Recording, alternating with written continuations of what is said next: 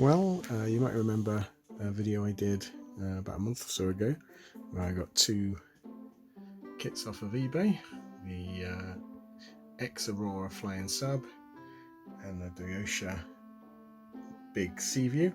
Well, I've made these up, so I thought we might have a look at what they look like made up.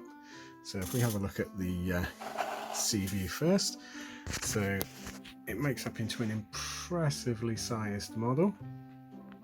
To give you an idea on scale, this is the Aurora Polar Lights reissue. Let's see if I can pop it next to it. So you can see the Doyusha is much larger. It's the 4-window movie version in season 1 versus the later with the lumps version. So it's a much larger kit. Quite impressive, really. Let's just move this one out of the way. I enjoyed building it. It's quite simplistic. I mean, it just comes off the stand. So underneath, it all screws together, which is quite a surprise. You get a little hatchway for putting your flying sub into for storage, which is quite nice. Good idea. And then a battery compartment held together with 6 screws, and then you get a movable radar dish. I imagine at some point on this kit it must have been motor powered, because you also get a propeller that you've got nothing to do with. There's no motor inside it or anything. It was dead simple to go together. Didn't take long at all. It does have, as we can see, it does have electronic light and sound. And I was quite curious about this because I wondered what the sound would be. Would it be like the radar ping, or, you know, something similar? Let's see if I can get it working. It's quite a tight little switch. So the switch is this part on top. Hold on, let me switch it and we'll come back. Okay, so that's the noise. It sounds like an alarm going off. And then you also get a flashing light in the front. There was nothing inside, so I did put in a little sort of bulkhead just to give it something to look at. But that's the electronic light feature and the sound feature. Let's turn it off, it's quite annoying. There you go. And this little part is the switch.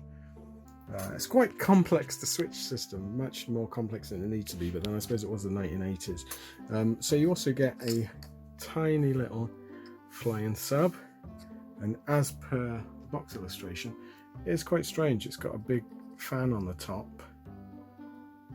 It's quite a neat little thing. I haven't finished painting this, so the paint really didn't like the plastic. It's just a tin of enamel, and I should never use enamel, always use acrylic, so I might have to repaint this one, but it's quite nice. It's tiny in comparison,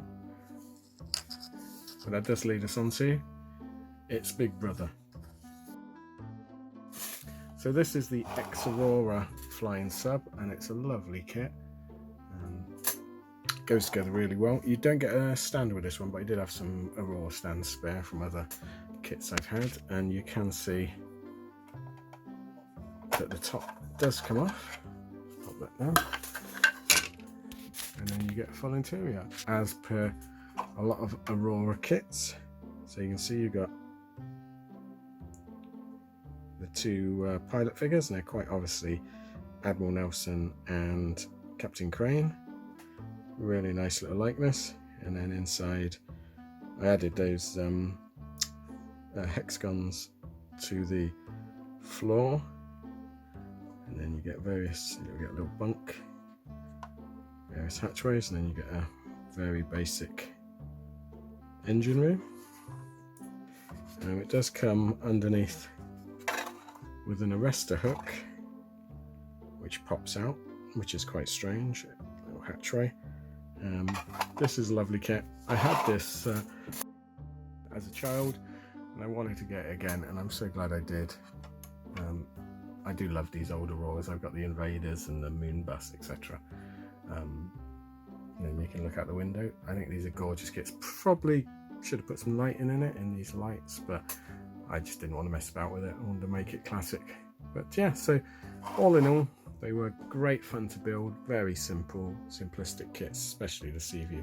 But what an impressive model it makes. I know it's not horribly accurate because like look at the shape of those. Bon hull. I'm so glad I got it. Really nice. Well, thanks for watching. If you want to see my other Aurora kits, please let me know in the comments below. And please like and subscribe if you want to see more modelling kits. But thanks for watching, and I'll see you again next time. Thanks then. Bye.